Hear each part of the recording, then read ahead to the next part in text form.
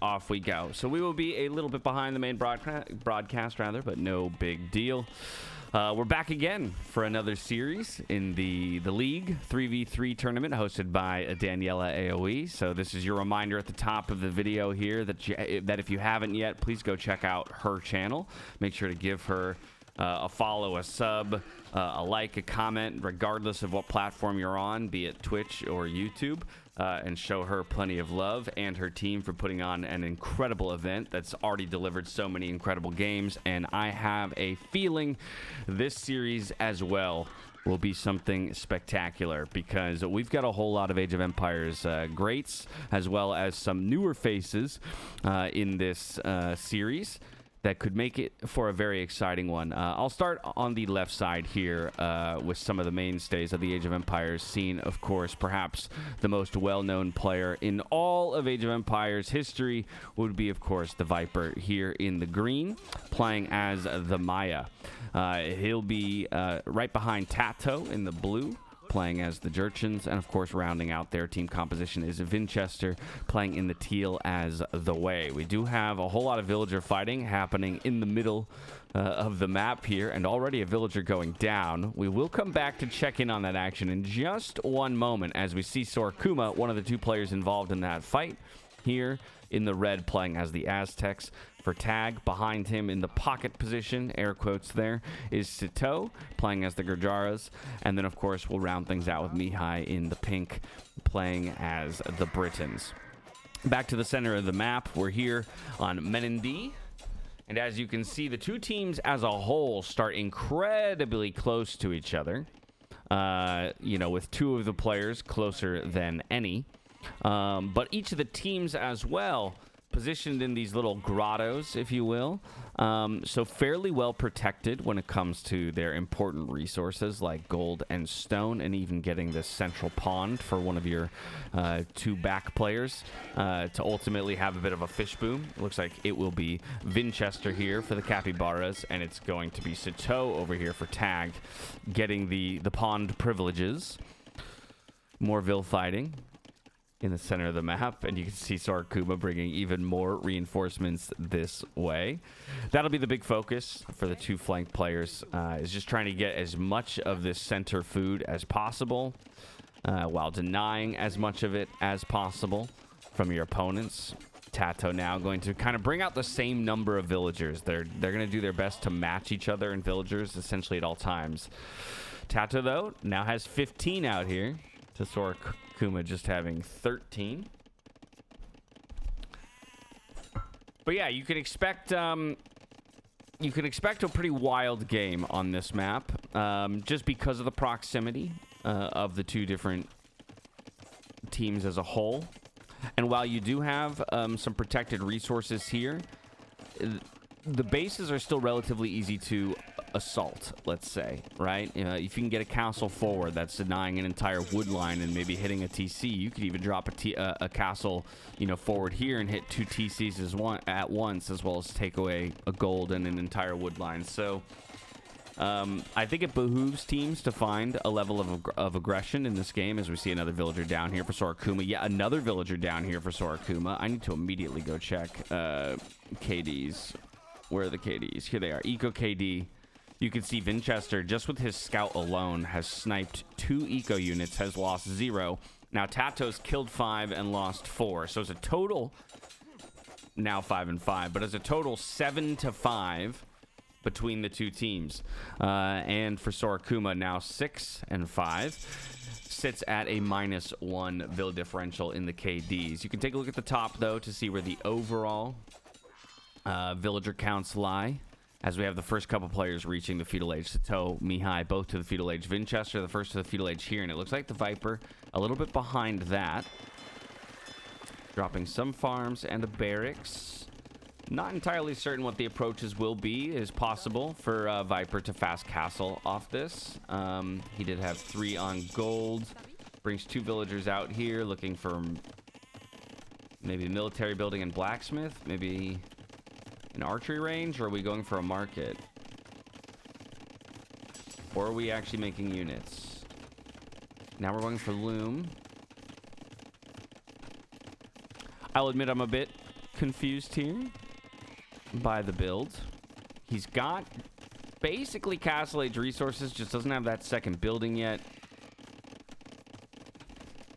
Oh, it's up here. Oh my goodness, guys. I didn't see him placing it up here. Okay, he did get the second building up and on the way to the Castle Age. Whew. Crisis averted. All the fish gone in the middle of the map, so the players retreat with their villagers. Viper gonna go for double archery range here. Not too much damage being found yet by the early archers from Mihai.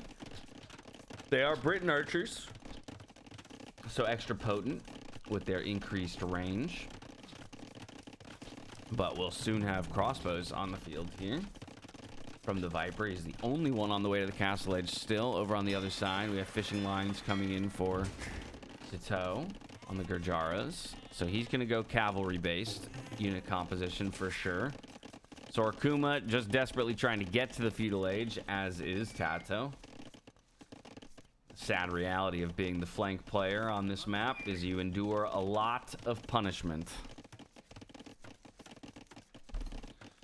A whole lot of punishment. Now, Sorokuma, and as a result of like the earlier feudal age times and the actual military production from his teammates, is getting the benefit of the additional hunt. Right? As you can see, Tato relegated to just, you know, working on his berries, a couple of farms, and chopping wood lines. As Viper's going to try to get him a little extra breathing room here. First military snipe of the game. Taking out that archer. But Sorokuma rather hasn't had to invest in a single farm just yet, so that's preserving him wood, and gets to pick up all this free food on the ground out here. So I think while Tato has a slightly better villager count, perhaps still arguably a better start for Sorokuma overall with the additional food. Now I say that everything changes if 7 archers with Bodkin arrow find 8 villagers. Oh no. This could be absolutely disastrous right here, right now. Viper's still only fletching on these archers, which is going to be enough to get a couple of villager kills, but now Bodkin's in. It's 7 archers. He canceled that attack. Kills 2. Now looking for a third. Does he find a fourth here? Gets dodged out at the last second, but maybe finds a fourth. Very low health villager there. Even going to retask it onto berries. Viper sees this. You can't... Come on, Sorokuma. Don't disrespect him like that. Back out on the front of the map. A lot of outposts coming out, which is great. Vision is extremely helpful, and you can see Sorokuma has even gone out to these side rivers for some shorefish. I think that's a really, really smart move. Maybe Tato looking to do the same right now. Crossbow in, though. These are Bodkin arrow crossbows. Only Castle Age player on the map. You can see the first stable coming up here for Chateau. He'll likely go into Shirvamshas and Camels. Shirvamsha riders are anti-archer cavalry unit. So very good and very well suited to dealing with Viper. Viper just going to find some harassment around the wood lines. Likely no more villager kills as long as they're tracking this movement. You can see the long team wall. Is that? No, it is not a hole. Okay. Looked for a moment like there's a hole there, but I don't think there is. I guess we'll maybe find out if Viper goes through it, or he'll just go right around. Haven't finished the long walls here just yet. So more than anything, just buying you time to react to your opponents. Good archer numbers for Mihai. He's going straight for crossbow. There's Bodkin arrow as well. Just taking a look at the numbers. We'll have a slightly larger military count than the Viper does. What's up, Canucks? Good morning. Now, he'll have slightly higher numbers than the Viper, especially chasing just this pack of 7, but the Viper's getting ballistics already, so way accelerated in his archer play. But he will be down in range against the Britain player and down in numbers, so very likely just going to spend all of his time here looking to harass, find some small picks, and waste time, right? I wouldn't be surprised if this group of crossbows here eventually ends up back in this corner and maybe even traversing the back wall while it does its best to buy time. Now, this is ballistics crossbows, and they'll become pretty aware of that pretty quickly as Viper goes for the dancing. But because he's fighting both military units and crossbows, his crossbows will be made short work of. Gets a couple trades back from the hill, but that's a nice cleanup there for Tag. Castle on the way to protect this wood line is scouted out and is pinged by Sorakuma. This will do a lot of work, though, to lock down the front of the base here for the capybaras. Hold on to some wood, protect some gold. Great fish boom here by Vinchester, by the way. I mean, not to be outdone over here. We've got Sato with a brilliant fish boom. Let's take a look. We're at 2 stables production here. Viper still on 2 archery, up to 3 archery range production in just a moment. Tato and Sorakuma both on the way to the castle age. Sorakuma's got a slight lead there, and a lot of that's probably due to the hunt and moving out to the fish ever so slightly faster. Extra town centers coming up across the map for all of our players who have made it to the castle age. Sato going very conservative back here. But look at this. Tato has gone for the full, we call this the full moon. Boom, boom, boom, all the way around the back, all the way around. And he completed it. Oh, I guess it starts here. No, yeah, okay, maybe they killed one. Still, very, very impressive. Sorakuma's doing the same thing as we speak. So no team is going to be suffering for vision, as a Tag is now looking to come forward. We've got camels, we've got crossbows. I don't see any siege, though. So likely just looking for some picks here, and Vinchester gonna lose a Tiger Cav. Not quite. Man, Tiger Cavs are so OP, man. A knight dies. Like, so many other units die right there, and a Tiger Cav lives. That's crazy. Overall team compositions: Wei, Maya, Jurchens versus Gurjars, Aztecs, Britons. A lot of the newer civs in here, like Wei and Jurchens, that I'm still less familiar with. Obviously the Tiger Cav, though, are just an absolutely insane anti-archer unit. You can see here already 4+2 on their pierce armor, and if we take a look at a crossbow, for example, 5+2, so 7 damage, 6 armor. You're doing 1 damage per hit from a crossbow. And let's now take a look at the stats here. 140 health on the Tiger Cav, so you need to get hit by 140 arrows or 130 arrows here to go down. So that means you either need 130 crossbows hitting once, or you need 65 crossbows hitting twice, and they all need to land their shots. So the Tiger Cav are just a true, look at this, look how crazy this is. They're tickling this unit, and then boom, he just walks up and one-tapped a guy. All right, monks come out, so the Tiger Cav have to retreat, and 1 Tiger Cav was lost in the trade. So I mean, overall, this is still working out in favor of Tag. Nice little relic heist here by Sorakuma, or at least the attempt is there. Now looking for another conversion. Viper pushing forward. He's the one with ballistics, and he's got the Tiger Cav to help him out. 1 conversion did come through. All 3 camels go down. Tiger Cav now rolling forward once again. New conversion channeled. Eco's still relatively close. Slight lead here for Capybaras, 178 to 160. Military advantage, though, for Tag, but both monks going down in that moment. It's not going to feel great for Sorakuma, who's still kind of working on a shoestring economy.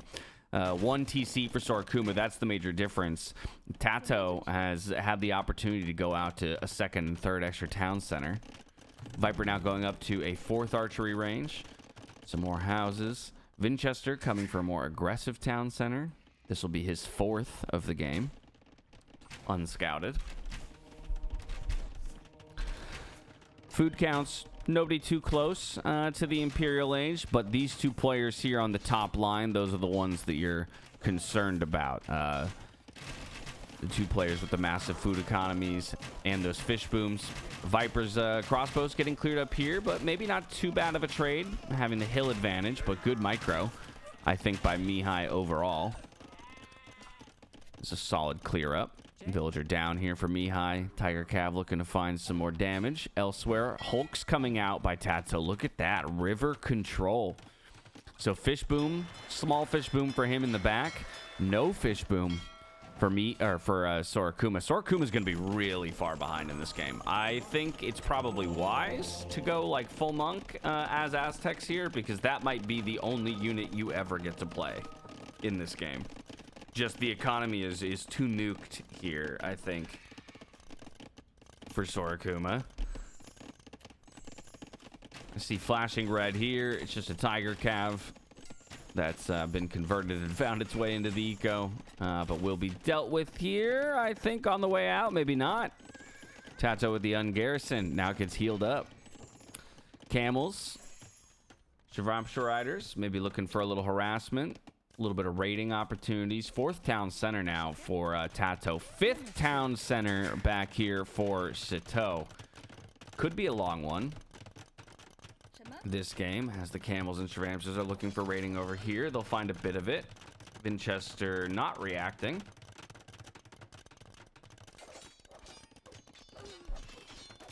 There we go. Gets the garrison now, but not before a few villagers will go down. Bringing Tiger Cav over in response. Imperial Age on the way for Winchester, but double Imperial Age on the way for Tags. Sito and Mihai have managed to click up. But this is going to speak to an even bigger eco unit disparity than what we saw earlier. I think the last time I referenced it, it was like a 15-ish vil difference. Now you can see it's ballooned to a 40, nearly 50 eco unit difference between the two team compositions. And that's because Mihai, in order to get to this earlier Imperial Age, she's only gone for 2 town centers, right? A little bit of a 2 TC boom, and honestly did most of that on 1 TC. And only came out here for some gold and some safety. So enables the earlier Imperial Age timing. However, the economy is a lot more fragile. The only person with a fully supported economy on this side is going to be Sito, who's sitting at 103 villagers, about the same as what Winchester has, also hitting the Imperial Age in this moment.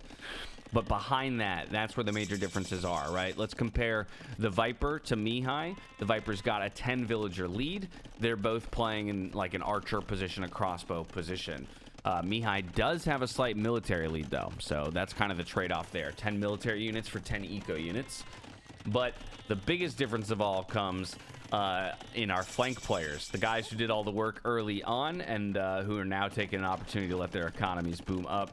Tato up to 73 villagers at double his opponent. I do see Siege though here. Triple Mangonel on the field for Sorakuma. So as long as he has some military support, Tato, the front of Tato's base here could absolutely get destroyed. Second tower coming up back here, and I would not be surprised if we see a university and guard tower teched into very soon here from Tato. He's a player who's very willing to go into guard tower early. Fight on the left-hand side, though, between players in the Imperial Age. We've got Bracer. We've got Chemistry coming in. No Arbalest just yet, able to be afforded by Mihai. But Tiger Cav cannot take this fight against monks, crossbows, and camels. That's just not a fight that Tiger Cav are ever going to win. Or Haegwang Cavalry. Forgot he has both, to be honest. So he's got elite Tiger Cav.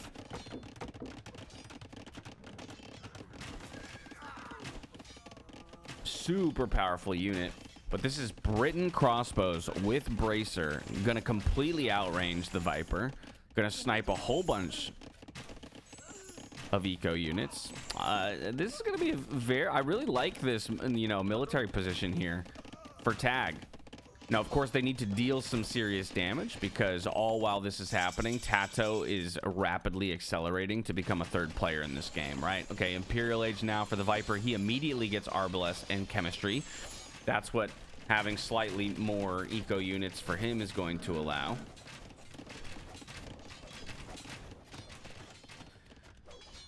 Decent job of defense. We do have an engagement up here between Cav units, but Winchester's got enough castles up that honestly not too much damage has been found by Tag. Honestly, I think one thing I feel like pro players don't do enough is just hit buildings. I'm gonna be honest, this could be bad. Gotta keep the units together. Gotta make sure that the military is moving together. This, I would love to see this just more often. There's no reason why this stable should be allowed to live. There's no reason why this house should be allowed to live. How long does it take you to kill this stable? And by the way, killing that stable was only hitting with camels, which aren't even a brilliant, you know, building, raising unit. But even if these arbalists were to turn and shoot this, they would take this stable down pretty quickly. So I definitely feel like it's something that pro players could bother to do a bit more often. Shoot this monastery, right? Why not? If you're not truly achieving anything else. But they are rerouting back here to group up with another set of Britain arbalists. It is going to give time, though, for Vinchester to go forward with one group of cav. Or maybe look for a pincer. That could be another option here. Hasn't decided exactly what he wants to do. He's first going to get rid of some of these outposts. Try and darken the map here for Tag, which I like. But not enough damage being found, in my opinion, here for Tag, that they are going to be hating their lives the moment that Tato makes it up to the Imperial Age. And he's still pretty far, to be fair, as the majority of his villagers are currently garrisoned right now due to the raiding here by Sato. But he's still going to be there light years ahead of Sorakuma. Viper getting caught out a little bit here by the Britain crossbows. Just an impossible fight for him to ever take, right? He's just simply outranged, has the worst arbalists between the two of them. I mean, Britons as a whole, just a wildly good archer civ. Foot archers getting +1/+2 in the Castle Age and Imperial Age. So being in the Imperial Age, they have +2 range innately. But not just that. You can add an additional range with the unique tech, which I'm not entirely sure if he has yet. Does not have the unique tech yet. But also archery ranges work 10% faster as a team bonus. Only one making archers on his team, but still, he can replenish his archers faster. His archers have crazy long range. Castle going up here for Sorakuma. Now, this is a little bold, in my opinion. You're going to put a castle up in the face of 2 guard towers, knowing that there's a massive group of arbalists over here. Like, it will go up if they want it to go up. Don't get me wrong. There are, you know, 40 cav units and 60 arbalists over here. It will go up, but you're going to pay a price for it. And that price is to dive under 3 guard towers, pikemen, and arbalists. You will be losing plenty of units for it. In the end, though, this castle will go up. There's no way to deny it. There's too much military here to support it. So the question is, what's Vinch doing? Where's Vinch and what's he doing? He's trying to get over to help. He's trying to get over to help. Isn't going to get there in time to stop the castle. Castle's at 80%. Honestly, it was close if he had just tasked the cav in straight away. But that means this forward position here for Capybaras is no longer. But they could just roll the pressure on forward and start hitting eco. Got a little engagement on this side. Second group of arbalists here by Mihai, getting scouted out by the Tiger Cav. But they're actually doing pretty good work against these Tiger Cav. Not high enough numbers for the Tiger Cav. Got a couple Vil snipes over here, thinking about taking the town center down. And funnily enough, this is the Imperial... No way. It's the MTC. It's the MTC. You got to cancel it. They have to know it's the MTC. Do they know it's the MTC? If he starts repairing it, they have to know. Imperial Age at 55%. These Tiger Cav with the arbalists behind are gonna win this fight, I think. Or maybe not. Dude, the camels are actually wrecking. Yo, the Gurjara camels, they came up so clutch there. I'm even a little surprised. I mean, obviously, they are the anti-cavalry cavalry unit. But for a moment there, I thought with the arbalists behind that they were going to be able to chew through enough of those camels, but the reinforcements showed up. The Imperial Age TC will live. An Imperial Age will be reached here for Sorakuma. Surprisingly enough, he's going to get there before Tato as well. Tato's town center going down here. He's already relocated just a little bit forward. Huge military movement by Tag, though. Bunch of guard towers coming up. Did Tato ever get ballistics? He did. Okay. That will make these guard towers pretty effective in the defense. By the way, y'all, feel free to ask any questions if you guys have them. I may not be the most knowledgeable Age of Empires player, but I'll be happy to answer questions that I can. And then, of course, who knows? Maybe we'll all learn something together.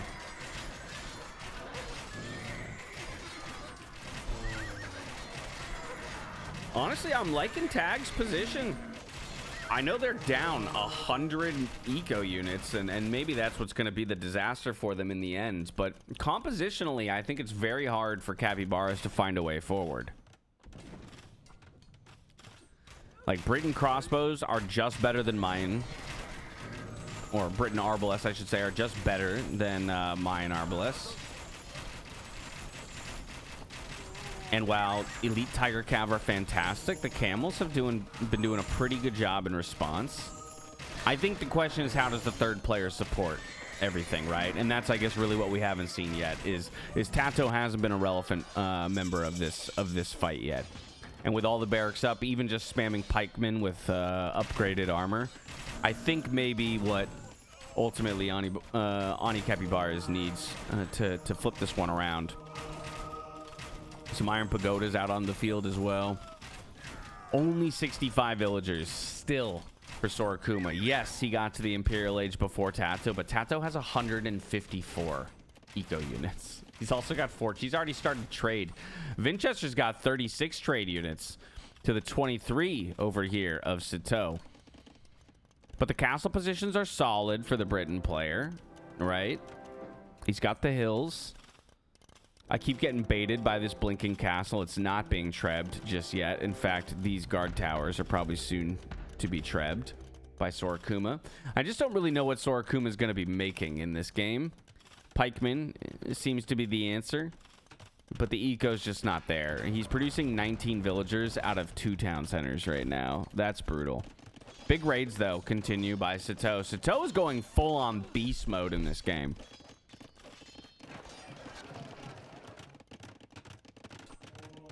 Castle to protect the trade line.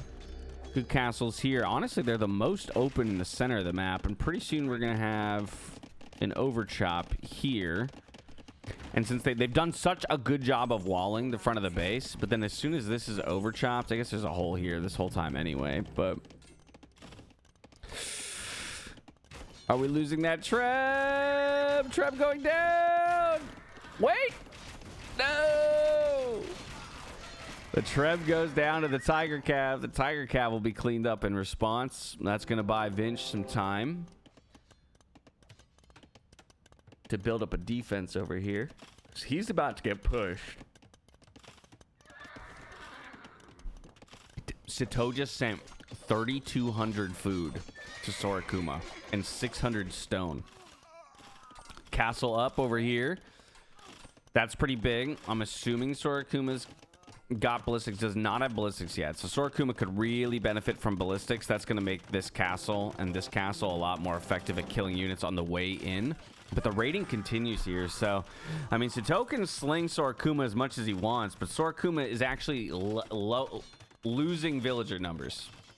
Still only on 2 town centers. He's got 30 villagers in the queue with 52 on the field. Make that sub 50. He's net negative on the villager count in his production. I think that's ultimately where Onimaru Capybaras is going to be taking this game. We have the tech switch here from the Viper as well. The Elite Eagle Warriors coming in. Full upgrades as well with Blast Furnace just completing. Don't think they have El Dorado or whatever the heck they call it now, because I don't think it's called El Dorado anymore. What do they call it now? Oh, they do call it. They call it Hulkins, and it's he does have it. So 100 HP on those Eagle Warriors. Absolutely disgusting. And they're pretty good against the Camels too, and that's going to be the bummer of the Gajara position, right? Is you'd be wanting like Cavalier or Paladin or something to deal with the Eagle Warriors. The stream begins. The endless flood begins. Castle's under fire here on the right-hand side by Luchuans. As Dave has informed us, the most OP unit in the game. And they have this little riverway to work with. That's going to constrict the space. That's eventually going to threaten the trade lines. You can see one of Vince's castles that go down on the left-hand side here. I think Britain's is basically the only civ remaining for Tag that packs any real punch. But that's where the Eagle Warriors are going to do a lot of work. It's just so difficult for the Britain player to deal with these. Look at this, castle's tickling these guys. Good little choke point here to be fighting back. However, Viper with the loop around, he's going to take down that trebuchet, can attack the crossbows or the arbalists from behind, but really the siege is all that he's super concerned with there. A trade cart being made from the front. More town centers coming up for Sorokuma. I mean, Tag is refusing to give up, at least for the time being. We got Elite Jaguar Warriors coming out. Elite Jaguar Warriors are going to be amazing against the Eagles if they can ever catch up to them. That's going to be a rarity, though. Good cleanup there for Sito against Vinch. Honestly, wouldn't hate if Vinch just fully transitioned into, like have Hussar just for raiding. I guess he has no shortage of gold right now. He's got 49 on gold, so he can keep pumping. Castle up in the center of the map here. Town center under threat. Poor Sorokuma, man. He's just been a punching bag this entire game. Just been a punching bag this entire game. Look at the keep line as well. Disgusting by Tato. Disgusting. He's so good at this stuff too, man. He's so good in the messy games. He's so creative as a player. The Swamp River Luchuan keep play. Halberdier. Sure. Why not? Why not? Raids are in. More Eagles. Now Sito is going to start losing villagers and trade cards down to just 100 eco units. Is he overall as a team below 300? Over 400 eco units on the field here for Onimaru, rather. The Capybaras are looking strong in game number 1. I think as soon as this trade here starts getting hit by the Luchuans in a moment, we're going to see the GG come through. Should at that point feel pretty unsustainable for them. How do you even deal with these Luchuans? Towers, halberdiers. There's no way you're ever getting in to kill them. Stone being sent. More castles coming up to protect the trade. They're even moving the trade line, as you can see. They know that these markets are going to go down, so they're hoping that they can play just a little bit inland. But that means you're going to be getting less gold per trip all of a sudden. I mean, and the rating just doesn't stop at this point. Bunch of barracks coming up for the Britain's player. Traction Trebs coming forward. Look at the... What is that? Come on, what is this? This is just gross, the number of towers that are on the map right now.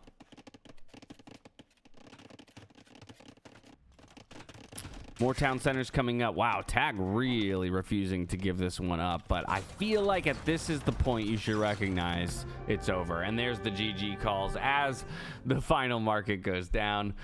1-0 here for the Capybaras to kick things off. And honestly... I wasn't... The only time that I was ever really concerned for them was over here when we had the 3 militaries together. We had the monks, the arbalists, or the crossbows with bracer, and the camels. And I just think there needed to be a little bit more commitment to fine damage, right? Because of the investment of 3 militaries in the Castle Age to just kind of 2 militaries on the opposing side. Definitely needed a little bit of recognition, I think, from Tag. That damage needed to be done. Alrighty.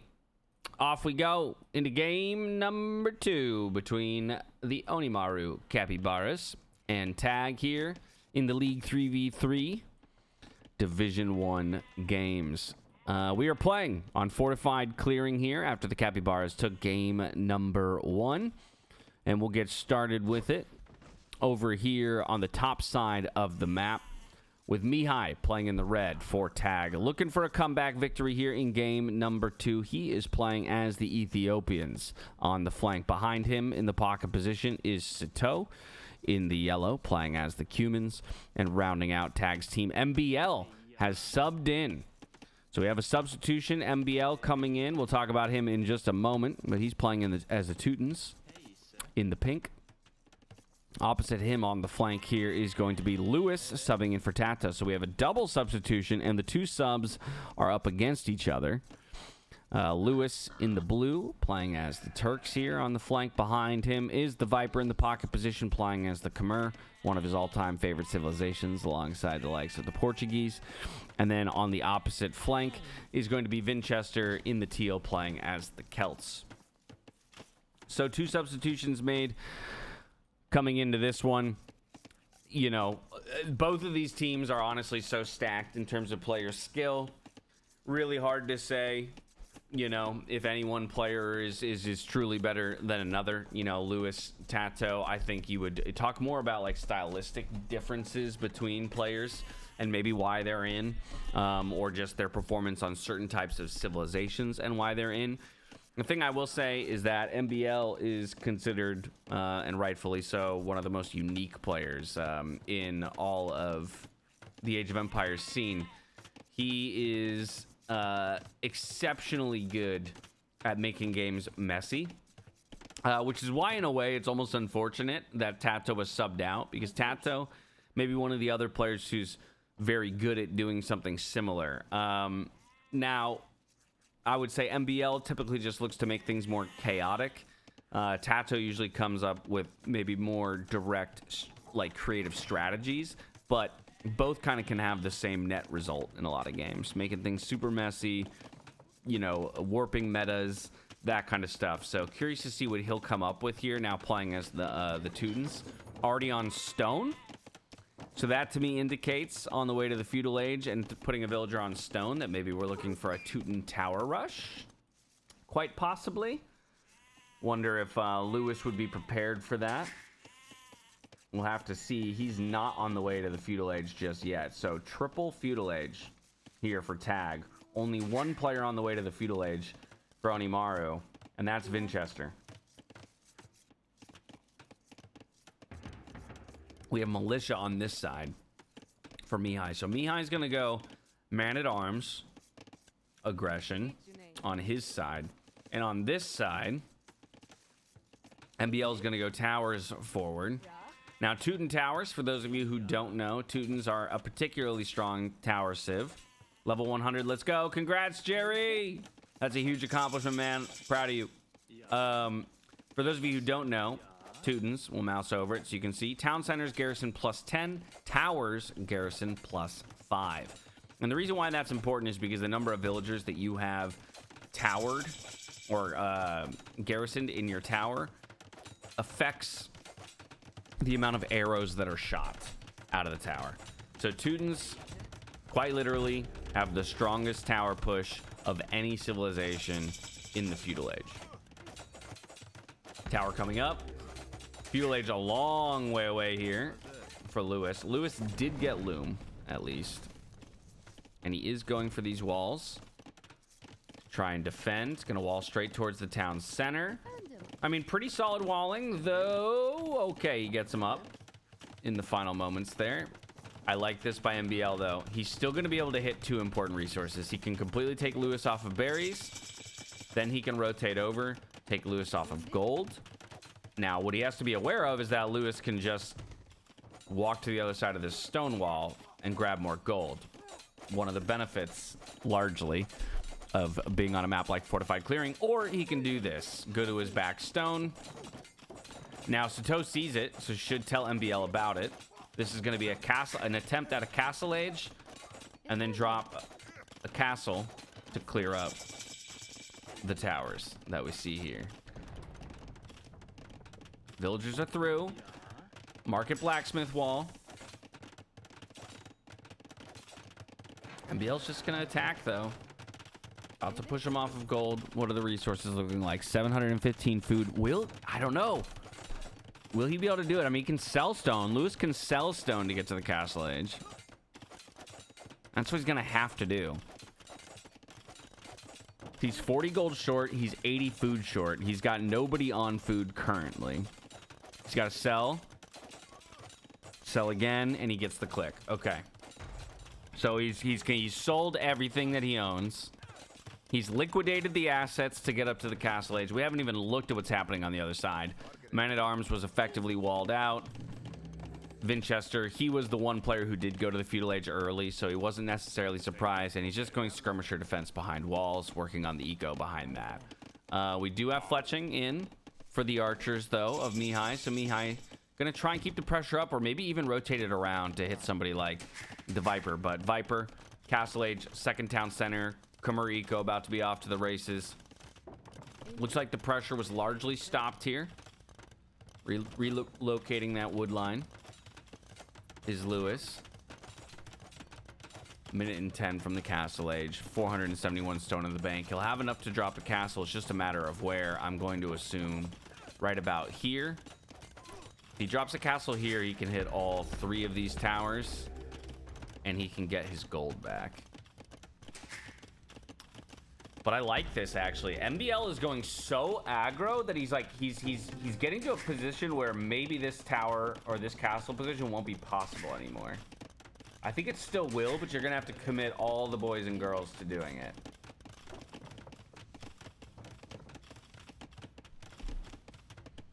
All right, second player about to reach the Castle Age. We're just hyper focused here because this is where all the action is. Yes, the walls are getting battered here, but the Viper's not worried about it. He's 3 town centers up. Castle goes right where we thought it would. All the boys and girls go. I'm not sure he'll lose a single villager during all of this, and I think MBL's aware of that. So he's just going to take his villagers and stack towers up behind. Because MBL's consideration now is just, how do I get to the Castle Age, right? He has committed, I think it was 8 villagers this entire time forward.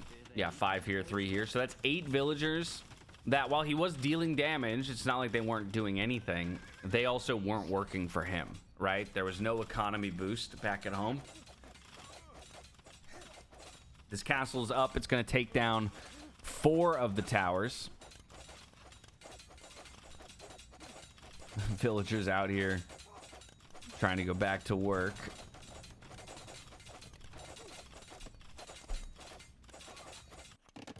And battering down the rest. Okay, blacksmith back up at home. Military getting chased down here by Mihai. Skirmishers on the hunt. So let's check in with the economies. I mean, whoa.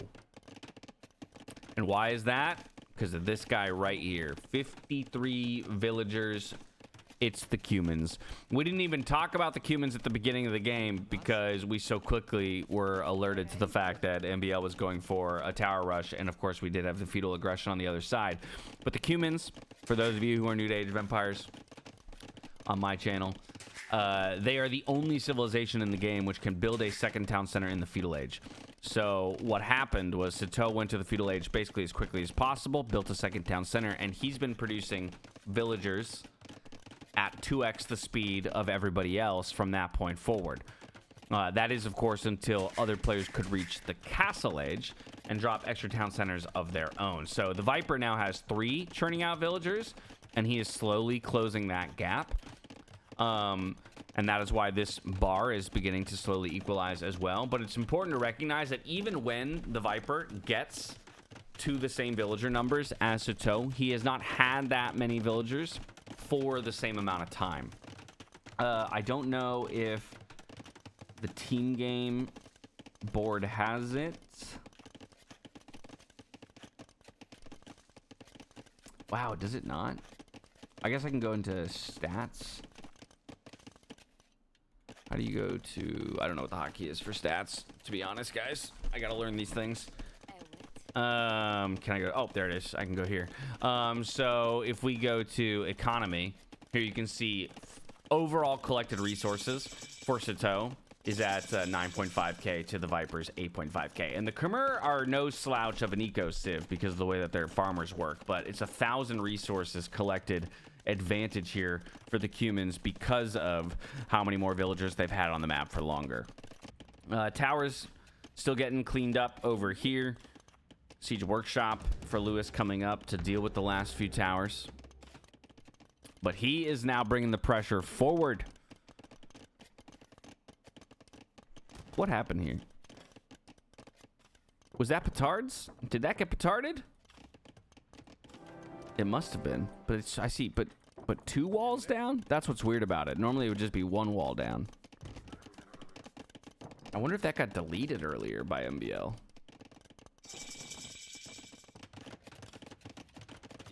Wow, look at this. This is what I'm talking about, guys. This is what I was talking about. MBL is just going to keep this game messy, right? Most players would have taken these 5 villagers, and after their tower push was stopped, they would have sent them home, built 5 more farms, gone to the castle age maybe a little sooner, whatever. But MBL says, nah, I'm good. I'm going to go make Viper's life hell.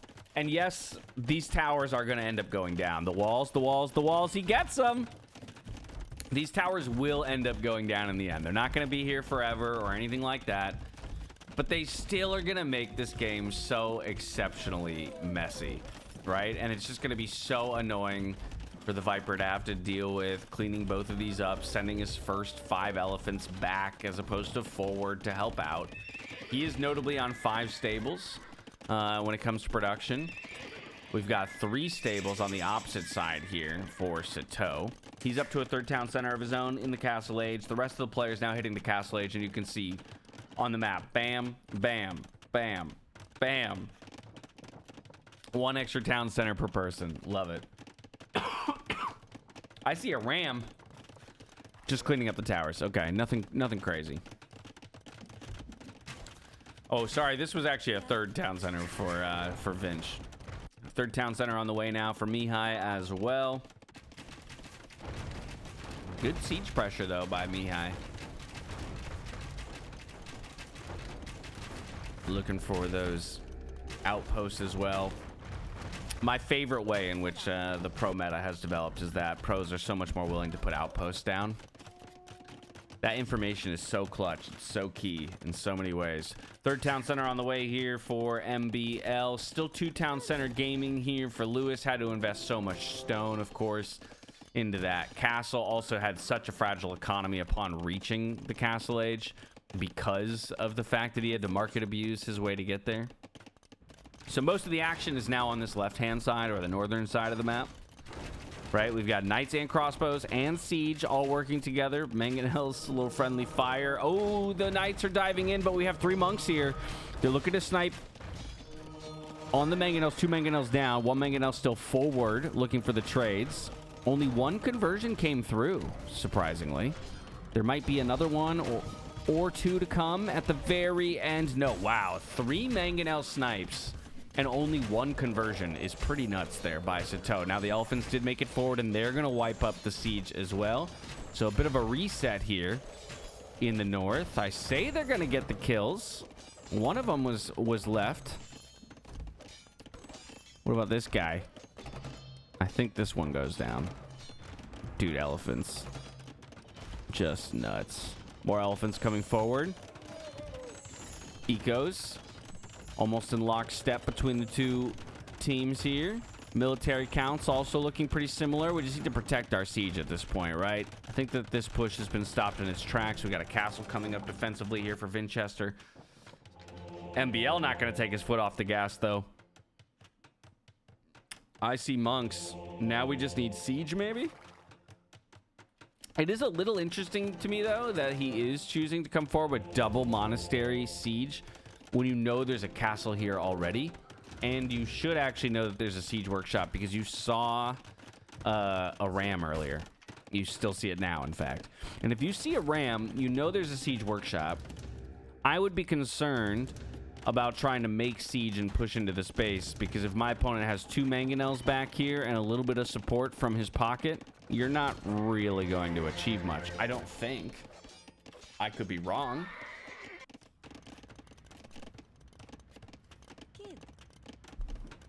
Wall's finally coming up over on this side here for Vinchester. He does not want to see any more aggression coming his way. Now, this is a converted elephant that Mihai has.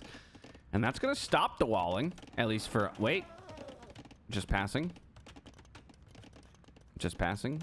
Looking for... It's a scouting elephant. Wait. Coming back. All right, this here villager's gonna die, but I'm not too concerned about these walls getting up in the end. That's a really aggressive monastery. More towers. MBL just... He never gives up, man. He just doesn't let it rest. He just doesn't let it rest. Going for some conversions. Doesn't get them. Mangonel coming forward. All right, he'll at least be able to pressure one town center. Third town center up here for Lewis. Fourth town center on the way. Likely going to willingly give this one up. I don't see a Mangonel in the queue. Holy moly, stables. We're going up to 12 stables for Sato right now as he reaches the Imperial Age. Sato is flying when it comes to economy. There's the Cavalier upgrade. 12 stables on the way. They're going to clean up these 2 rams. I would expect them to wait for Cavalier before they go any further forward. The problem is they don't have siege still, right? And if you don't have any siege and the walls are up on this side, where's progress going to be made? Right? Where do these Cavalier end up going? How does this Imperial Age end up helping you? Another defensive castle here for Vinch, completely locking his side down.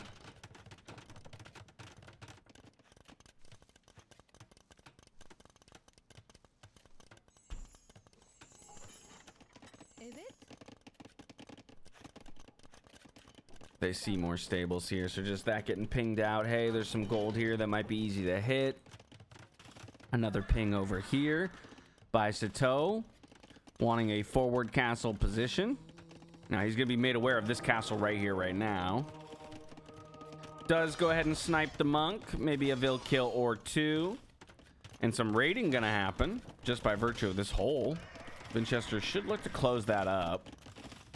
I mean, he's got the castle and 2 TCs here, so he shouldn't lose too much. But he is going to take some idle time as a result. Castle not on the way up just yet. So the early Imperial Age timing isn't going to be that important, I don't think, just because there's still no siege, right? So no pushing is actually occurring. But overall, I'd say Tag should still feel pretty happy and comfortable with their position. We've got a guard tower forward position here by MBL. This is gross, man. MBL is just such a nuisance. Look at this. Viper has to put a castle up in defense, right? Viper is more concerned right now with cleaning up his own base than actually like being able to move forward and play the same type of role that Sato is playing. Sato is the one who's raiding. The Viper is just chasing with elephants. They're not a great unit to chase with. They're super slow, super clunky. Elephants are really good when you can task them forward and just let them do damage to the opponents. He did get tusk swords, so these are very, very strong elephants. 12+4 right now. No Imperial Age on the way, though, here for Viper just yet, as he's been in full production mode and doesn't quite have the food economy to support Imperial Age as well as elephant production.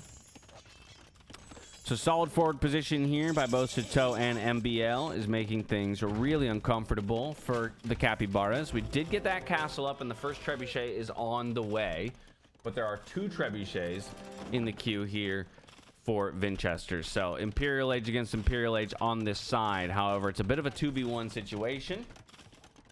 Paladin in the queue here for Sato. So Sato just honestly left to his own devices, never really was harassed. We never saw a single military unit really finding its way around to his base, and that's the benefit of playing humans. You get the earlier boom from Feudal, and just nobody ever catches up to you. More walls coming up here by Vinch. I think this is really smart. You know that the person you're up against right now is a Cav player. Their best opportunities to come in and snipe your trebuchet. The Viper might look to do that right now with these 2 elephants.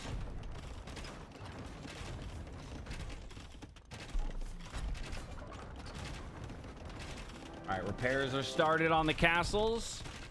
2 trebuchets to 1 right now. All the elephants coming forward. Ooh. Sato was going for the snipe, but he gets walled out at the last second.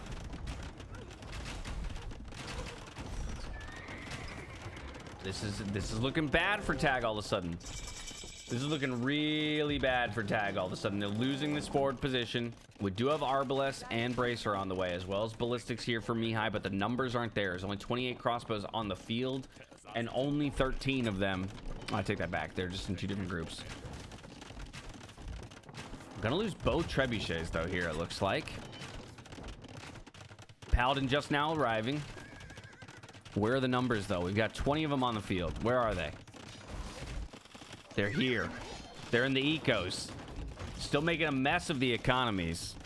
I mean, Sato is going full beast mode right now. Full beast mode. He is losing some villagers, though, here. Gonna get pushed off of wood. That's gonna hurt just a little bit. Arbalest, though, being reached by Mihai, I think, is really important. They're gonna start being able to chew through the Castle Age elephants, right? Elephants are crazy strong, but not usually when they're an age behind, right? That's when you can really start to feel like they're getting chased down by Arbalest, right? Just by virtue of how slow they move, and now the added range of the Arbalest. Arbalest don't want to fight Heavy Scorpion, though. So back we go. MBL still back here, just making things messy and ugly. He's made it to the Imperial Age as well. So we've got 3 players in the Imperial Age for Tag up against 2 players in the Imperial Age for Onimaru. And a forward castle position, splitting 2 players here. The Viper, unfortunately, is going to take even more pressure. And I'm not sure he's aware even that this castle is going up. So I think he's going to get surprised by a trebuchet from MBL. Over here, more traditional castle setups by 2 of our players in Sato and Lewis. Lewis just desperately wants to have a castle position, wants to start trebucheting or bombard cannoning his way in to his opponent. But the push continues on this side here by the capybaras. Most of the scorpions go down to the paladins. The Arbalest will clean up the last few. And if the scorpions aren't in large numbers, then the Arbalest can take care of them. Still just a matter of siege, though. And where are the siege units on this side of the field? I see bombard cannons in the queue here for Mihai, but where? Here and here. So opposite sides. Trebuchet on the field in just a moment here for MBL. This is where I'm very curious. There is a Trebuchet here already for the Viper, but he might not be aware of the Cavalier until this minute. And now a Trebuchet on the field for Sato. Viper's attention's about to be split drastically. Right, he wants to help with the push here. Elite Battle Elephant just now teching in. But he wants to be here to support this push by Winchester. But he's gonna need to be here to defend himself. I mean, Viper's villager count still looking relatively healthy at 115. But these villagers are not constantly working, right? He's got a good third of his eco idle at the moment. And he's losing villagers as quickly as he's replacing them. His castle's gonna go down soon as well. Only 1 battle elephant in the queue because he doesn't have the food. He has 6 units on food right now and no food in the bank. I actually think that MBL might be winning the game here for Tag just by virtue of the rating. He even has Paladin himself. That is insane. Viper now selling 1,500 wood just for a little bit of gold. Okay, are they making progress anywhere else, though? Because this is still an entire player committing his resources to taking the Viper out of the game. So what's Lewis doing? Unfortunately, Lewis is losing his castle position to the spam of units by Sato. And on this side, they're just ever so slowly giving ground, right? I think right now it's Mihai entirely faced with lose as slowly as possible. Mihai doesn't need to win his side. He just needs to lose as slowly as possible, because MBL is taking Viper out of the game. Yo, what's up, Scarface? Welcome in. Welcome to an epic series between the Capybaras and Tag. Game number 2 here. GG called, though, by the Viper, Vinch, and Lewis. The comeback is real here between Tag and Onimaru. And honestly, so much of it had to do with this pressure here from MBL. Look at this. He's inside 2 of the opponent's bases. And the Viper just didn't have the economy anymore to support the push. All of his elephants go down on the front. He only had 16 on the field, losing villagers. wasn't able to keep the queue up. MBL doing what he does best, making the game messy. He was even setting up for the long-term trade as well, about to get the stone walls up, lock this side down. Team owned a good 70% of the map down here, as you can see. Beautiful game here by Tag. All set up by the early aggression. Daniela's into the game, so we can head straight into the game. 1-1 between Tag and Onimaru Capybaras. 1-1. We're heading to Nomad, one of my favorite maps in the entirety of the game. Love me some Nomad. First thing I'm looking for, any substitutions. And it looks like there was on the side of Tag, but not on the side of the Capybaras. Now, it is 9 villagers start, Nomad. As you can see, each player has 9 villagers to their name currently. So it is an accelerated Nomad start. But for those who are new to Nomad or Age of Empires as a whole, the way that Nomad works is you have this giant randomly generated map, but the players do not start in fixed positions, and they do not start with a town center. So it's entirely up to them where they place those town centers, which is why you get some pretty wild setups or examples of a map where you can see 1, 2, 3, 4, 5 players all over on the left-hand side of the map. Right? If I like put a line down the center of the map, there's 5 players over there. And then on the right side of the map, there's 1. But beyond just the lopsidedness in that regard, we also have to take a look at like who spawned next to who, what civilizations spawned where, and of course where the dock positions are as well. So let's start with the guy who's all on his lonesome over here in the bottom right-hand side, and that's going to be the Viper. And I think he might, well, I don't know. Playing as the Mapuche, maybe he wouldn't have wanted to be in this position. Maybe he would have wanted to be closer to some of his opponents so that he could go for some earlier aggression and make things a little bit more messy. But we'll have to see. Regardless, he's playing as the Mapuche. He's completely off on his own. So he has a lot of room to work with. He's got a lot of resources to work with. Over here on the left-hand side and starting from the bottom and working our way to the top, we've got Tag Sorakuma here playing in the yellow. So he is subbed back in for the likes of Mihai following that last game. He's playing in the yellow, and he's playing as the Vietnamese. Important note around the Vietnamese is that they get the starting positions of the opposing TCs. So as the opposing TCs come up, they'll get to see them on the map. So Tag knows where all 3 of the Onimaru TCs are, and we already saw them get pinged. So they're immediately talking about that and how it's going to change their approach to the game. Now, one of those Onimaru guys who might be in a very tricky position is Lewis. Now, Lewis is playing in the blue. Lewis is playing as the Lithuanians, a phenomenal Nomads civ, starting with some extra food, gives them a lot of flexibility in the early stages. Unfortunately for him, though, this boar that I think he wanted to go out for, he's going to find out is not going to be his. So he loses out on that food. He at least learns where one of his opponents is, and he learns immediately that he might be in a very bad way. Already going to get starved for boars. You don't see a single boar around him, and there are multiple boars under his opponent's TCs. I think Lewis... this could be a fast Nomad game. Lewis is in the just hold on position. He's going to have to make this game messy the way that MBL did in the last one. He's going to have to maybe even consider something like a TC drop on one of these guys to just try and take them out of the game, because he is going to be out of the game whether he likes it or not. If he can find this boar, though, that would be huge. All right, let's continue on. We've got MBL just on the other side of him, which makes things even worse for Lewis, because he's going to get fully pincered, and MBL and Sorakuma are fully aware that he is right there. Now, MBL is playing in the pink as the Tupi, and he's going out for a settlement right now here on stone and wood, which tells me we're probably seeing some towers going up. Rounding out the Tag composition here is Sato in the red playing as the Georgians. He's also kind of tucked into a safe position. That's going to feel really good for him, because I think he wants to kind of play like the quote-unquote pocket player, already on the way to the feudal age, by the way. But he should be relatively protected back here, has access to gold, stone, good wood lines. And finally, we've got Vinchester here playing as the Bengalis, and he is in the teal. Viper, the only other player on the way to the feudal age currently, and I would guess, since he is on the way to the feudal age, maybe he'll be the one to do some fighting on water. Would be looking for extra... No. Barracks. But you're so far away from everybody.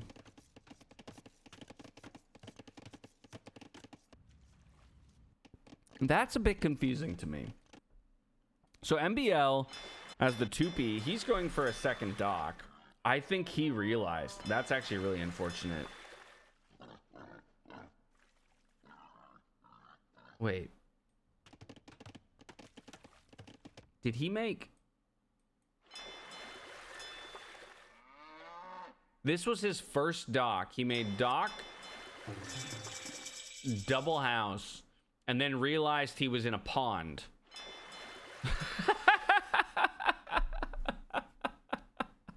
And he was like, wait a second. And he didn't make a single fishing ship up here. Oh, that's brutal. So that's just like 100, and that's so much wood wasted there. What's funny is I actually probably would have made like 1 or 2 fishing ships, and then I would just make a fishing trap afterwards.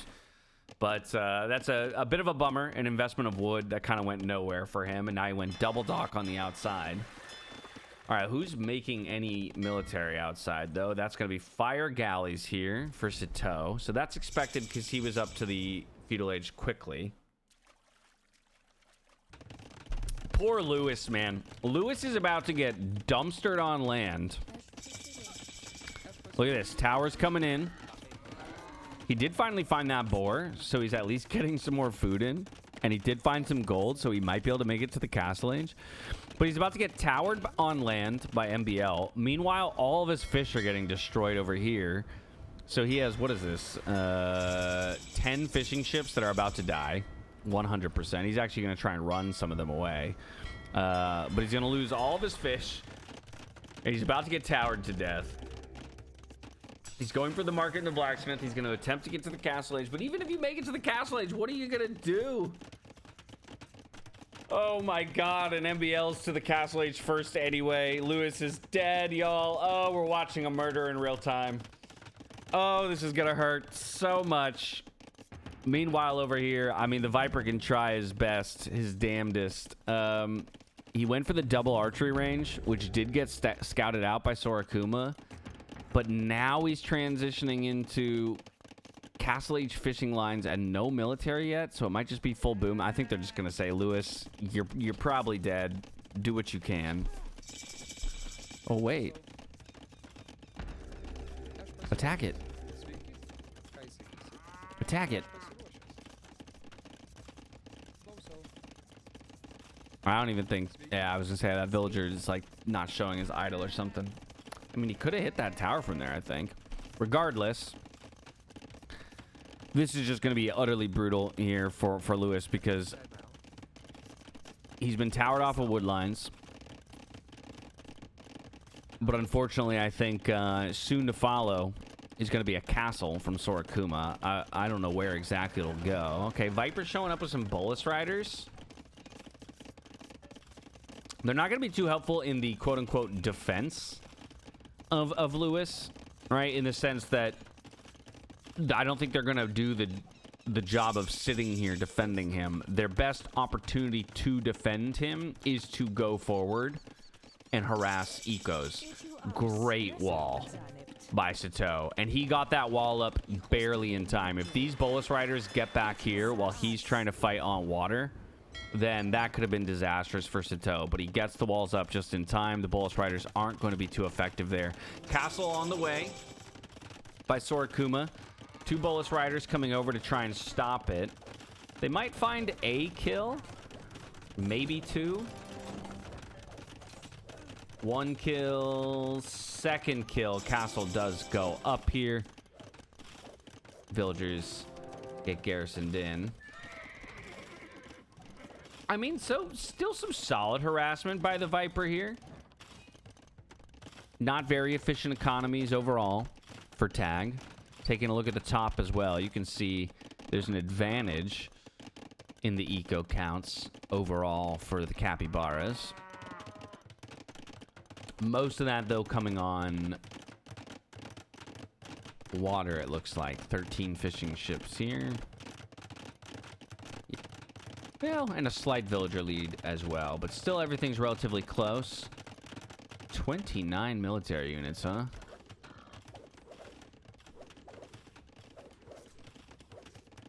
It's just 11 bolus riders, I suppose. Look at this. Full stone walls by Lewis. Lewis has done a pretty good job, honestly, of stemming the bleeding. Let's go ahead and take a look at KDs here just real quick. I mean, look at this. Lewis is doing a phenomenal job. I thought he'd be way more dead than he is, and he even finds a way to get involved. Siege Workshop, Mangonel, Ram. I don't even know if this padded archer armor is going to complete. It might. Okay, it might come in just quick enough because Vietnamese. But still, that's going to hurt a lot for the Vietnamese player, right? I mean, he's got to remake a market. He's going to have to remake a barracks or a blacksmith after this. He is going to complete this upgrade. But still, any feature upgrades, going to have to spend another 150 wood there. Town center coming up for Lewis back here. Over here, Vinchester has a second town center up. Now, we do have the Blackwood archers on the field. This is a fun unit because for every one you create in the castle, it really creates two of them. Now, they're a very low health unit, 20 health, but still an effective archer unit. Already getting a kill here and just kind of making Vinchester's life a little hellish. We got Hulks rotating around by Lewis, though. Gonna find Sorakuma's villager and fishing economy. No reaction just yet, so about to lose some eco here. I think it's because Sorakuma's kind of focused right now on the siege battle here on the front. Mangonel Wars. Wow, really, I'm honestly really surprised that Lewis went from being in like just the worst position ever, small relocation and some support from the Viper, and now all of a sudden Sorakuma feels like he's stuck, right? He can always retreat behind this castle and to the safety of his allies. But look at this. There's only this much of the map right here controlled by Tag right now. I guess arguably this much because of the castle that extends up this way. But the majority of the map is now still owned by Onimaru, and you can see they're going to start stretching out, right? The Viper actually stretched down, but still has all this space back here. And Lewis as well can kind of head this direction over time. He's done a good job, though, with 3 mangonels now. Keep the pressure up. This town center, not long for this world unless some trades come through on the mangonels. A little far forward with that one. Got to be careful not to lose it to the town center. What are bolus riders? These things. They're short-ranged units. They've got 6 range here. They just like a shorter range cav archer, basically. If I mouse over to, you can see. Let's go find them so we can read about them. Where the heck are they? They're down here. Here we go. Bolus rider. Unique mounted archer with a charged attack that slows down enemies. So that's their unique element right there. Is that when they charge up an attack, their first attack will ultimately, if it lands, slow a unit from its normal walking speed. But the base is broken here for Sorakuma. He's on the run, and villagers are just hitting the dirt. Look at this. They throw, so a bolus, by the way, or a bola, is in its most primitive form. It's basically just 2 rocks tied together at or tied at opposite ends of a string. And you can throw it, and it wraps around. Like, the idea is it wraps around your prey, right? So if you were to throw it, it could wrap around the legs of the prey and trip them up. And that's how it slows people down, or slows something down. Siege Workshop going down. Soon the market will go down. This is the second market that Sorakuma had to make this game. Things are looking really good for the capybaras right now. Trying to think of what the win condition is for Tag. And honestly, I'm not certain. Their fishing economy is worse. Their eco as a whole is worse. They have worse military on the field. It might just be something like MBL getting super mobile with the Blackfoot archers and getting some damage done. Like, if he can find these gold positions, right, and get some harassment, that might be the only way. They are pretty mobile. Pretty mobile archer unit. But the Bolus Riders might be solid at responding to them, honestly, just by nature, by, you know, virtue of their speed. Being a mounted unit, being a healthier unit, and also being ranged. You can see Viper is also teching into Elite Skirmisher, though. Look at this. That's a good find here by Sorakuma with the Rattan Archers. Still finding a way to be impactful in this game. He's got 26 villagers, though. I mean, that is crazy, guys. That is crazy that Lewis got double tower, castle dropped, and he's got almost twice the number of villagers as one of the guys that castle dropped him. That's crazy. That's good work by him and good support by the Viper. But it's not... I think what's important about that is he didn't try to hold on. It would have been much more disastrous if he tried to hold on to this position. He held on to it long enough to get Castle Age. But the moment that this castle came forward, what did he do? He evacuated. And he got walls up so that he couldn't continue to be chased. And he's now completing those walls over here, too, which is huge. Now, hopefully he remembers. I don't know if it'll matter that much because I think Onimaru is already in a hugely winning position. Could come back to bite him if he doesn't end up completing these two walls. We'll see if this villager is actually tasked to complete those walls. Castle forward here on a hill by the Viper. That is a beautiful castle position. It's going to protect not just the walls, but it's going to protect Lewis pretty significantly. Now, this is interesting. How about this, though? Viper brings a castle forward. MBL says, I'm going to castle your face. Viper gets another elevated castle up, though, defensively. He does lose a wood line, and he's feeling a little claustrophobic here. What are the imp times looking like? Minute and 50 seconds away here for the Viper. Nowhere close, I believe, is MBL, but we can find out in just a moment. Yeah, MBL nowhere close. So, as nice as these castle positions are, and it will buy Tag a lot of time, and it will constrict the economies of both Viper and Lewis, I think the problem is they're going to be immediately trebbed back in about a minute's time here. The defense is there, though, by MBL, so the castle will go up. Viper can't stop this, and he trades quite a few Bolus Riders out. Not really what you want to do when you're on the way to the Imperial Age, right? You'd rather save for the upgrades. Meanwhile, your opponent wants to trade out in the Castle Age because they have no intention of going to the Imperial Age. But I think if you're Tag, any hopes you have in this game, in all honesty, is, by the way, that Mangonel shot took out like half of his own archers. But I think if you're Tag, you're feeling okay in this game until 5 seconds from now when Imperial Age arrives. Imperial Age arrives, and you just gulped. Because, boom, Trebuchet in the queue. Boom, Trebuchet in the queue. Goodbye to this castle. Yeah, this ram will get taken out by that villager, but it'll soon go down to the Trebuchet here. These two castles in forward position aren't going to hang around for much longer. This is a great find by MBL, though. So I told you, man, MBL, he just is such a disgusting player. The messiness, the way that he finds these little opportunities. I don't know if he'll be able to deny this TC. It's only 6 Blackwood archers right now, and there is some military coming over to support here by the Viper. But that's a good number of little villager kills. It's going to get a few of them. Town center does go up in the end. Castle getting hit already. Another castle coming up here for Vinchester. Vinchester, by the way, on the way to the Imperial Age as well. Going for Pakes.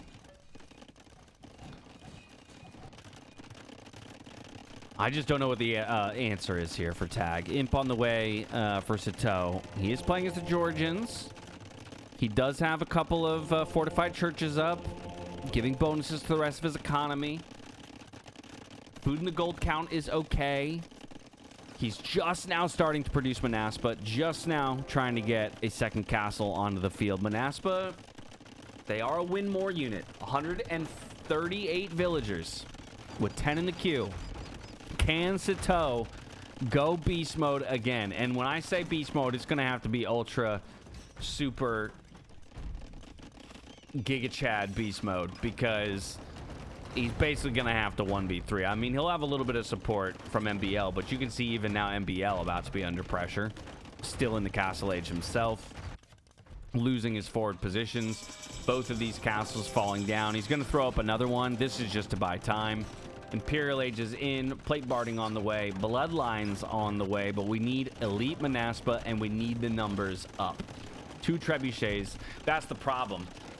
That's the problem for Sito, is he only has 2 castles, and his military unit also gets made out of castles. So if they want any siege, he has to halt the production of his Manaspa, and I just don't think he's going to be quick enough. You've got a 4th castle going up here for Vinch. Manaspa coming forward, they're going to run into Elephant Archers. They're going to quickly become aware of the fact that they don't have a good way into the base. Manaspa going down before they can even get any damage done. Another defensive castle over here by Sito. Sorokuma still at 39 villagers. Doesn't even have a town center, as this one is about to fall. Town centerless gaming. Oh, no, I take it back. He got one up just in time. Right here on the hill. And he's putting another one up back here. But it's a 2v3 right now. Tag versus Capybaras. Sorokuma just going to try to get back into the game ever so slowly. MBL going to try to keep things messy. Imperial Age on the way for him. Minute and 50 seconds away. Elite Manaspa finally in the queue. 4 trebuchets. 4 trebuchets. That's going to start to eat through these buildings pretty quickly. But they're losing ground on the opposite side, and they just don't have an answer yet. Here come the latest. Latest and Manaspa are both insane cav units. And they might just be regular latest, but they shred armor. They're villager killers. Castle going down as quickly as it came up here by Sito. He's going to try and push the other direction. He's basically, it's kind of like covering one ear, you know? And la la la la la la la la. If I don't look at you, if I can't see you, you can't see me. I'm not listening to this side of the map, while he's just full focus on the other side. And he's making great progress on the other side. But at some point, you're gonna have to respond to this, because your economy is next. I love this by Sorokuma. He's trying his best to buy as much time, putting all of his stone into repairing his ally's castle. But the castle will go down. Imp finally in here for MBL, but all of his castle positions have evaporated. In fact, MBL does not have a single castle on the map. He can't make military. He's losing villagers here in the center of the map to the Bulls Riders. Bracers on the way, but for what? You have 22 Blackwood archers, no archers in the queue. Tons of villagers going down. Forward castle positions here for the Viper. This is Onimaru's game, 100%. 100%. Just waiting for the GG call, waiting for the recognition here by Tag. I think they're going to give Sito a little bit of time to make some progress, and it does feel like he's killing Vinchester, but Vinchester doing a phenomenal job of stacking up the castles in a defensive line. He's got his own elite elephant archers here that really are now, at this point, plenty effective against the elite Manaspa. Castle did go down. Trebuchets have come forward. 5 mangonels in support. Latest behind that. GG called. The Capybaras, they get another one. 2-1 in our play all 4 between them and Tag. 4th and final game here between Onimaru, Capybaras, and Tag in our play all 4 group stage here for the League 3v3 hosted by Danielle. It didn't go off. Good to know, Moonwolf. All right, I'll look at that in the future. But for now, let's focus in on this final game. Any ETA on how long is left in this matchup so I can get up ASAP rather. This is the last game, so really dependent on how, you know, fast or slow this game is. Age of Empires games can be as quick as, 15, 20 minutes. They can be as long as 2, 3, 4 hours. I would say the average is 45 minutes or so. So that would be kind of my guess / hope, though this is the type of map that can go long. So we'll have to see. Either way, let's talk about it. Starting with Tag, who are currently down 2-1 in the series, but it's been a back and forth series, and they're looking to even things up here on Crescent. We'll start in the south with Sorakuma playing in the pink as the Vikings. His pocket behind him is Sito once again playing as the Huns in the yellow. And Mihai in the north playing in the red as the Portuguese. So no surprise on the civs there. Exactly what we expected. Vikings, Huns, Portuguese. Importantly, the Vikings player is on the side of the map that has the water opening as opposed to the sand side, which I think is exactly what you would want. And on this map, you do not get to choose which side you will spawn on. So you know you'll be a flank if you're red or pink, but you don't know which side you'll be on. I think they'll be very happy to see that the Vikings player is the one that has the water opening. They would prefer to be playing water for the majority of the series. Now to the other side, the Capybaras. Let's take a look here. We got Winchester coming in. By the way, that was a substitution, so tag bringing Mihai back in. But on the opposite side, we've got Winchester in the teal playing as the Dravidians, and I think they will as well be happy to see that the Dravidians are on the water side of the map. The difference here between the two players is that Vinch goes for the inner dock, Sorakuma went for the outer dock. We'll see how that plays out in just a few minutes' time. Tato is going to be taking the pocket position. That might surprise some people, like it surprises me when you have Viper in the game. I would typically think of throwing Viper in the pocket position, just one of the best macro game players in the game, and ultimately Tato, usually really good with those kind of more creative strategies, some feudal aggression, and making things a bit messier. So a bit of a switch up here. Tato is playing the Berbers, and the Viper in the blue is playing as the Wu. He's on the sand side, opposite Mihai. Now, this has been a really interesting map, because we've seen it played out in a lot of different ways. Viper going for a barracks. So likely man-at-arms into archers. But we've seen different approaches here on the flank position on the sand side. And as I'm looking at Mihai's map, look at this. Two incredible wood lines to kind of wall off the front of his base. He's already walled between the wood lines here. So pretty easy to protect overall for himself. But what we've seen people do, we've seen some people actually go for straight up feudal age aggression, go for a man-at-arms archers, and try to actually turn this into a feudal age game on this side of the map. We've also seen players walk villagers out and just wall across the sands section here, right? Just say, hey, I'm going to try and stop everything in its tracks. Boom up to the castle age. The problem with the walling is that players can just build a transport and go right around the walls and drop the military off. So you kind of have to do a two-for wall. You have to wall across the front, and then you would also have to do like an egg wall to complete your circular walling to be fully protected. And of course, your allies would also need to be fully protected from any potential raids or transport shenanigans as well. So it's a really interesting map just because there is the potential for super boomy, long-lasting games, but there's also the potential for hyper-aggressive, feudal age play. And I think the more that we've seen it play out, the more people are recognizing that you need to go for feudal age pressure on this map because of how easy it is to subvert walling. Now, I say that. The egg walls are just about complete here for Mihai as the militia are coming forward for the Viper. It is a hidden archery range, but feudal age is in for all players but Sito. Sito, the only player who's not only not in feudal age, but hasn't even clicked up yet. He has 12 fishing ships on the field with 3 in the queue, and all of them are on a back dock. Very different than what Tato did. Tato's gone for 1 dock forward, 1 dock back, and only has 5 fishing ships. He's already up to the feudal age. He's already producing scouts. So it's 3 players feudal age aggression here from the Capybaras, and it's 2 players in the feudal age and 1 going fast castle on the opposite side of the map. Sito getting harassed here with the walling villager. He's going to lose this villager unless he can get the quick wall down, and he's not going to get the quick wall down. So the Viper gets a snipe. Very nice by the Viper to find it. He's going to get more. No, this is disaster.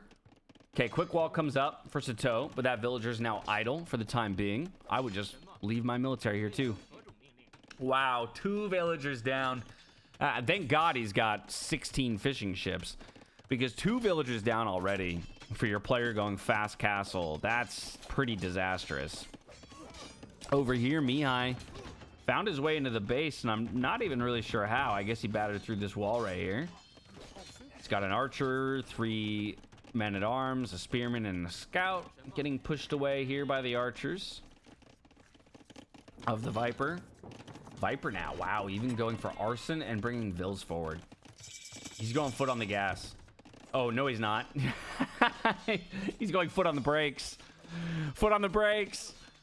Full stone walls. Okay, so this is what I was talking about, but I think now it actually makes more sense. As opposed to trying to do this early and not make military, he's actually made military, and now he's going for the walls. Now, he doesn't have enough military, so he needs to be careful here, because Mihai has continued producing. But he will at least get the walls started. Up to 5 scouts now here for Tato. Scale Barding on the way. On water, look at this. Vinch has pushed Sorokuma all the way back. But Sorokuma actually looks like he's got better numbers. 11 to 12. Okay, so about the same numbers. Not too crazy overall. Taking a look at eco counts, deadlocked. 121 apiece for both of our teams. Nice little snipe there on the spearman by the Viper. He's got to be careful. Doesn't want these villagers to get picked off, but finally the scout numbers are there with the upgrades, bloodlines, and scale barding. Tato decides, I can take this fight. The walling as well by the Viper just to extend the distance that the archers have to travel. I mean, that's a huge cleanup there for the capybaras. That is a massive cleanup, and this could be very scary now here for Mihai. Scouts finally on the field, though, for Sato. Sato, 43 seconds away from the castle age. He will be the first to get there. He's getting bloodlines. He's getting skill barding of his own, but he would really prefer to wait until the castle age. He wants White Cav. He wants the rest of the upgrades. Tower and defense here by Mihai. That doesn't feel very good, because now any expansions that he might have wanted to go for in the castle age are not possible unless he buys stone, and he doesn't even have a market, right? So he is stuck on 1 TC for the time being. Of course, he's not even close to the castle age, so I'm not saying I disagree with the decision. I think it's important for him to keep himself safe, but it's just something to note for the future. Whereas, for example, the Viper would have enough. I say that he spent just enough stone on the walling forward that he can't afford a second town center, but he does have 1 villager on stone, apparently. This one's going to stone. He's gonna mine just enough stone, it looks like, for a second town center. 3 TCs now for Sato in the back, and 2 stable knights to support. The knights are just now arriving to the fight, so you can see immediately Viper says, I'm out of here. He wants to avoid getting tracked, but Sato is not going to let him go. So the recipe for success here, and this is a great lesson for those of you who are learning Age of Empires for the first time. If you have a military like this and you're an age behind, even in a 1v1 game, your opponent's making the knights and chasing your archers down, you do not send those archers home. Because if you send those archers home from here and the knights chase you and then they kill the last archer here, guess what? They're that much closer to your base and doing damage to you, right? Whereas if you start running the archers this way like he did, and now the archers die here like they did, the knights have to run all the way back over here to even begin applying pressure, right? And in that time, what did Viper do? Click to the castle age, and now he's only a minute away. Now, of course, he also did the work of getting the stone walls up, which is why I pointed out earlier that stone walls are great and all, but also so are transports. I think the Viper saw that, though. I think the Viper saw that, so he should be aware that this pressure is coming in. It is 6 knights, 2 scouts, 9 archers. Now they've split up. Archers are going to hit the back of the wood line here. Castle just 30 seconds away. You could even consider waiting for Bodkin Arrow, but at that point, might be waiting too long, as opposed to taking advantage of the position and the pressure here. But this is a scary spot now for Viper to be in. He himself just now reaching the Castle Age, going for Bone Saw. Not Bone Saw, Bow Saw. Bone Saw 2 would be sick, but that's a totally different upgrade. Wow, he's actually going to go greedy. Typical Viper greed. Second town center. By the way, not even producing military units on land. Full water production right now for him. Trying to wrestle back some control on the outer ring. Trying to protect Tato's fish back here, as well as his own fish in the back. Sito looking pretty good when it comes to the fish, but he needs to make sure that Mihai actually wins this battle on the outside then, to keep his fish protected as well. Looks like a bit of a stalemate over here between these two players. But the Viking longboats over time should ultimately win out on water. And that's going to be the big boon, I think, for Tag. Is as long as Sorakuma remains in the game and eventually becomes the massive naval threat that the Vikings are destined to become, I feel a lot better about Tag's position. My concern, though, comes from the economies. And the fact that Viper has already managed to get himself up onto a second TC. He's clearly already thinking about a third with some villagers on stone. You've got 3 TCs from Tato. You've got 4 TCs from Vinchester. Vinchester always finds a way to get onto like a 4th and a 5th town center. And so the overall TC count, right? 4, 7, 9 to 1, 4, 6. It's 3 extra town centers as a whole for the Capybaras. That just means that the small eco lead that Tag has is going to evaporate within a minute, and then it's going to become a lead for the Capybaras. A lot of villagers on stone here, though. This could be for Castle or for a bunch of town centers. A 3rd town center now coming up for the Viper. Bit of a lull in the game while we still just have some jockeying for position on water. Largely, we've transitioned, it seems like, to more of a naval-focused battle. Here we have just a few longboats on the field. Still looking for more of those to ultimately be produced. Mihai, or Sorakuma rather, has stopped production for now. There go more longboats. But it looks like he's finally starting to overcome Vinchester here. And this could get ugly. It could be not just Vinchester losing the 6 or so fish that he has. But Tato will lose a few too. So that's about 10 eco units that could fall. And more so than the eco units falling, it's about the control of the shorelines. Because now imagine you've got longboats posted up here, here, here, here, here, and here, and maybe eventually cannon galleons or something like that, right?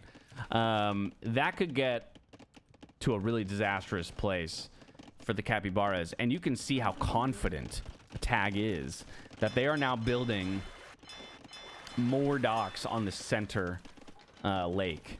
And I think that's a brilliant move. I think that's a really smart move. Not only can Mihai help with a few military units, but not long after that, I think he can just start producing some fishing ships. And same thing here. I think you can see immediately that Sito going to 5 docks. Even if he loses some of the fishing ships back here, could just reproduce. And there is so much available food in the center for them right now. Things are looking, I think, very scary for the Capybaras as a whole. Castle up. Petard's on the way from Mihai. Imperial Age is in for Sito. They're working away on this gate. Soon they'll be through. Make way! I'm trying to sacrifice myself for the greater good. There it is. And they're through. So all that walling, and even still, the bases are unprotected. Market on the way here for the Viper. He's about to be under threat. He's going for the quick walls, and he doesn't get it in time. Whoo! Sito didn't notice, though, so Viper can get the walls up now. But we do have 5 knights, soon to be Cavalier, into the eco. Viper going to rush a castle up, and I think it's necessary. I think he has to. How many villagers does he lose in the process, if any? Cavalier just completes. Villagers under threat. Viper goes for the garrison. I think you just let these Cavalier kill as many villagers as they can. Just let them go. Go look elsewhere now. They'll get a few villager snipes. That's going to feel good. Score's going to climb there for Sato. Castle up for Tato in defense. I think that's smart as well. Trying to protect their ecos as best they can, because here come the Cavalier that direction now. Guard tower on the way here as well for Vinch. So he's thinking about guard towers to protect the shorelines, keep some presence on water. These Dravidians. Dravidians are also super powerful on water as well, and he's going all the way up to 7 docks. They're going to need him to put up like the defensive game of a lifetime here if they want to stave off the Viking plus pressure, right? And I say Viking plus because the Huns are helping a bit. We even had a couple fire ships coming in from Mihai as well. But how about this? The focus towards the center of the map does mean that the outside of the map might fall. Hulks and galleys coming forward. It's just fire ships on the opposite side. The garrison is there for Mihai. He's going to look for the engagement. Fire ships versus hulks. The garrison fishing ships are helping. But I don't think the numbers are there. I do think Viper might get the win here on the outside and then look to threaten the docks. All 3 players on the way to the Imperial Age. 2 of them about to hit. Tato and Vinch just now. So Sato had all that extra time in the Imperial Age over his opponents. What's he doing with it? He's still trying to help on water. Still mostly a water focus for both teams. He does have the 9 Cavalier on the field, but he stopped producing. He's only got 87 villagers so far. Vinch has 115. Vinchester's macro has just been absolutely absurd behind all this. Like, he didn't force himself to rely on fish, right? He didn't become over-reliant on fish for his food economy. He went plenty into villagers, so the 4 fishing ships that he has, they're kind of there as a decoration more than anything at this point. Tato's looking fairly good. The only issue for him is that he did lose a lot of his ships, fishing ships, to pressure. So he who did invest more into ships doesn't quite have the same villager numbers, and you can see him trying to catch up. 4 TCs producing right now, just cresting the 100 villager mark, and just not enough on food. A moment ago, he was in the 30s. Now he's up to 46. He's finally getting his military on the field. This is what he wants to do. Cheap Berber camels, cheap Berber knights. Vinchester selling food and wood for gold, so running out of gold maybe, or just not enough villagers tasked on gold. Still plenty of gold available. They're already setting up trade. Market coming up.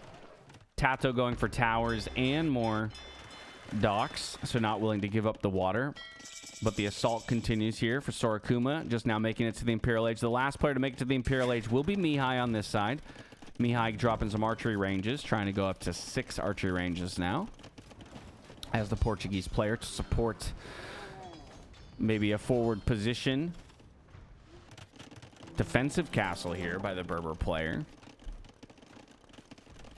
I think the problem for Tag right now is that Sato made it to Imperial Age, but there was no siege to support any big pushes.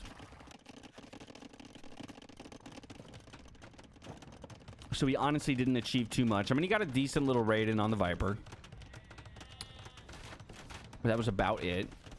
The Viper playing fire archers. Fire archers uniquely suited to taking down buildings with extended range against buildings, as well as the ability to shoot fire arrows with Red Cliff tactics that deal fire damage to ships and buildings. So I think you saw it right as I clicked on it, because I do believe he has it. No, he does not yet. I take it back. That extra range against the ships is honestly going to be really, really solid.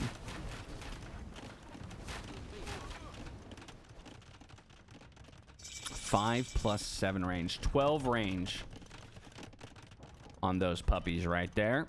Pretty disgusting. We have Elite Cannon Galleon on the way. How did this happen? I mean, Portuguese or Dravidians, Therisidai are disgustingly strong naval military units. But the fact that we even let him get back on water, I think, is problematic. We had Vikings here, and not just Vikings. We had Vikings with Hunnic support. And somehow, single-handedly, Winchester is coming back on water right now. That is insane to me. We have Elite Cannon Galleon on the other side, though, by Sorakuma, so it's not like it's all said and done just yet. We can already see some towers going down here by Winchester. That was a lot of stone invested.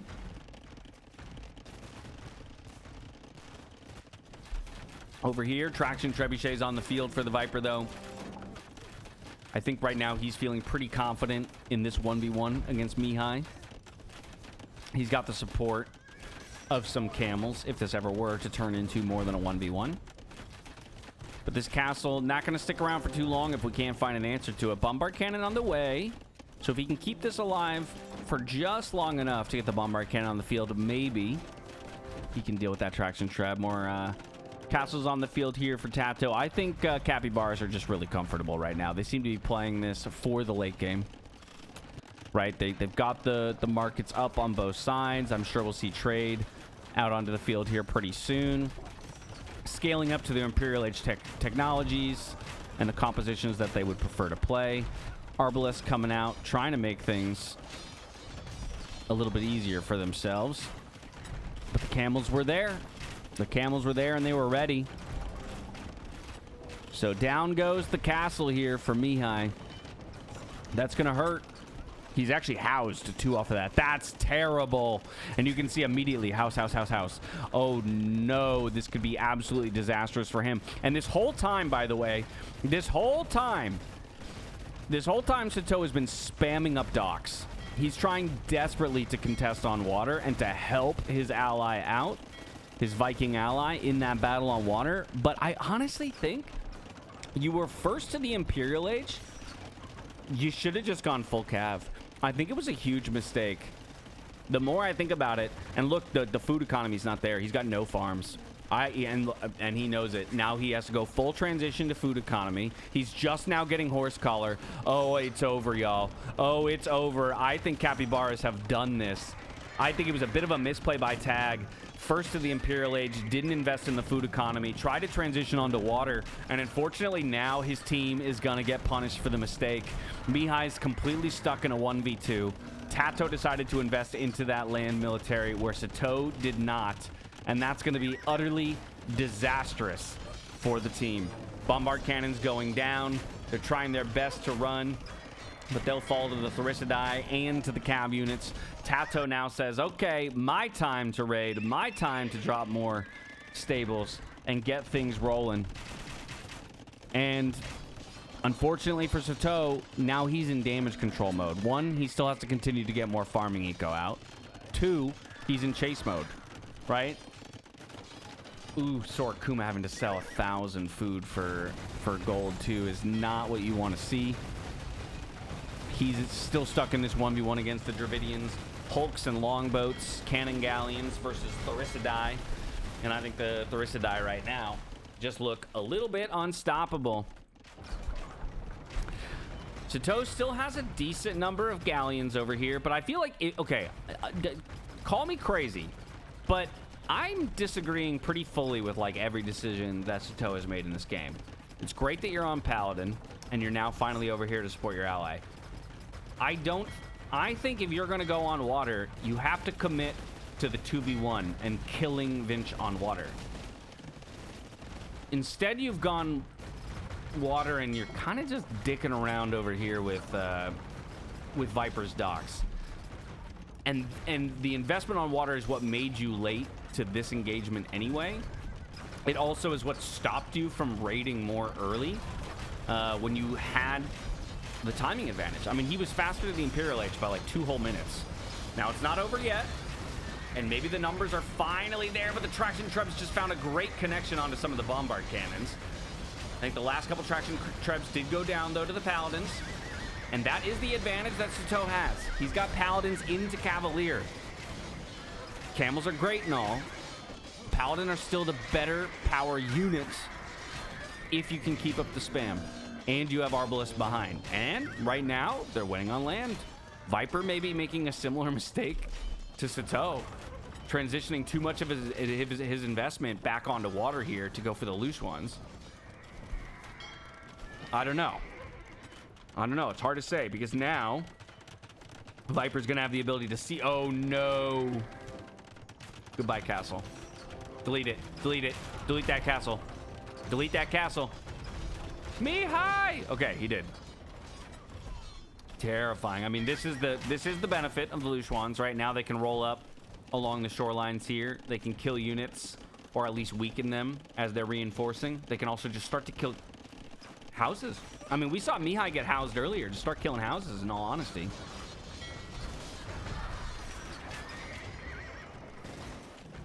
I take it back, actually. I think this was a good addition from the Viper, because they've completely cleaned up Sato here.